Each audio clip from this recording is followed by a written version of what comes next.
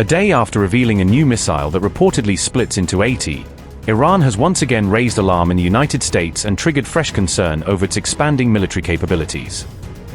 Mojtaba's aide also issued a threatening message to US soldiers, warning them that they could end up in a slaughterhouse if the confrontation escalates further. After forcing the USS Ford to flee, Iran has now named the next US warship as its target, signaling that the standoff at sea is far from over. Trump's Project Freedom is now being described by critics as Project Failure as Iran claims victory, turning what was meant to be a show of strength into a symbol of retreat.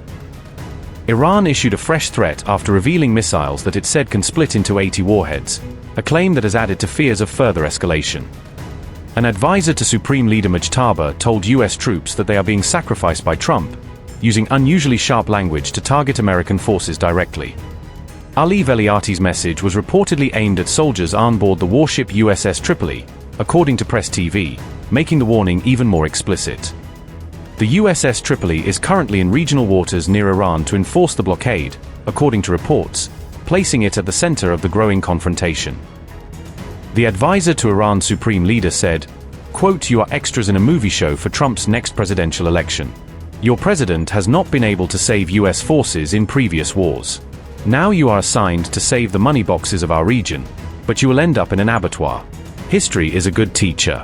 Tripoli will not be repeated in the Persian Gulf, but rather it will become a nightmare and will demolish your security."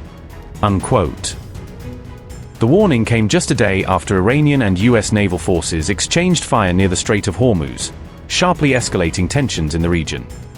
Trump had announced Project Freedom as part of an effort to break Iran's blockade in the Strait of Hormuz and restore movement through the vital waterway. The US had launched Project Freedom to guide ships in the Strait of Hormuz amid the Iranian blockade, presenting it as a direct response to the maritime crisis. On the first day of the US mission, Iran allegedly bombed Fujairah in the UAE and multiple cargo ships, deepening fears of a wider confrontation. Subsequently, the US president said he was halting Project Freedom just a day after its launch, creating confusion over the mission's future. Trump linked the decision to what he called great progress toward a complete, final agreement, suggesting diplomacy was moving faster than military pressure.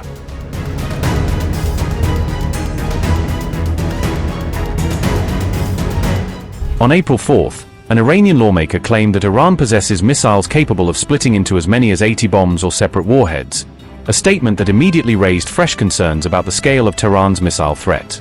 Hossein Ali Hajjadelegani argued that this capability could allow Iran to overwhelm US air defenses, even suggesting that mass launches of such systems would challenge platforms like THAAD and Patriot. Iran International reported that the remarks were made by the deputy head of Iran's Parliament Article 90 Committee, giving the statement added political weight inside Iran's official system. Hossein Ali Hajjadelegani said, and I quote, "Islamic Republic has missiles that can split into 80 bombs or separate warheads. Firing 10 such missiles at once would amount to 800 bombs. What THAAD, what Patriot can hit these?" Unquote. The lawmaker's remarks appeared to hint at cluster-style warhead use, a possibility that has drawn attention because Iran is already known to possess and employ such munitions. That concern has only grown because Human Rights Watch said Iran repeatedly used cluster munitions against Israel during the 2026 war, documenting multiple attacks on populated areas.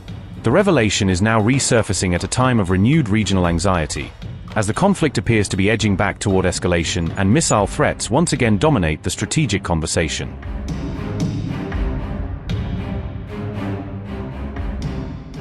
Saudi Arabia on May 4th issued a formal reaction to the Iranian attacks on the UAE's Fujairah region and nearby US warships, signaling growing alarm in Riyadh over the latest escalation. Riyadh condemned what it described as the first Iranian strike on Gulf countries since the ceasefire came into effect, warning that such actions threaten the entire region's stability. The Iranian attacks took place on the very day that the United States began guiding commercial cargo ships through the Strait of Hormuz under a new naval protection mission. The UAE's defense ministry said its air defenses had engaged a total of 15 incoming Iranian missiles and 4 drones on May 4th, intercepting many of them before impact. One of the drone strikes caused a fire at a key oil facility in the Emirate of Fujairah, injuring 3 Indian workers who were present at the site when the blast occurred. In a separate statement, the UK military reported that fires had broken out on board 2 cargo ships off the UAE's coast, believed to be linked to the same wave of attacks. Iranian officials described the strike on Fujairah as a direct consequence of what they called US adventurism, blaming Washington's new naval moves for provoking the confrontation. Sources speaking to Iran's state broadcaster IIB said the attack was the product of US adventurism for illegal passage of ships, accusing America of trying to force its way through Hormuz. Iran's navy also confirmed that it had fired both missiles and drones at US warships that were approaching the Strait of Hormuz as part of the new American escort operation. Saudi Crown Prince Mohammed bin Salman held a phone call with the UAE's president after the attacks, in which the two leaders discussed the situation and coordinated their response to Iran's actions. Riyadh's official statement said, "The Ministry of Foreign Affairs expresses the Kingdom of Saudi Arabia's condemnation and strongest denunciation of the Iranian targeting, via missiles and drones, of civilian and economic facilities in the sisterly United Arab Emirates state and of a tanker affiliated with an Emirati company." His Royal Highness Crown Prince conducted a phone call with the President of the United Arab Emirates during which he expressed the kingdom's condemnation and strong denunciation of the unjustified Iranian attacks that targeted the sisterly United Arab Emirates, and affirmed the kingdom stand alongside the UAE in defending its security and stability.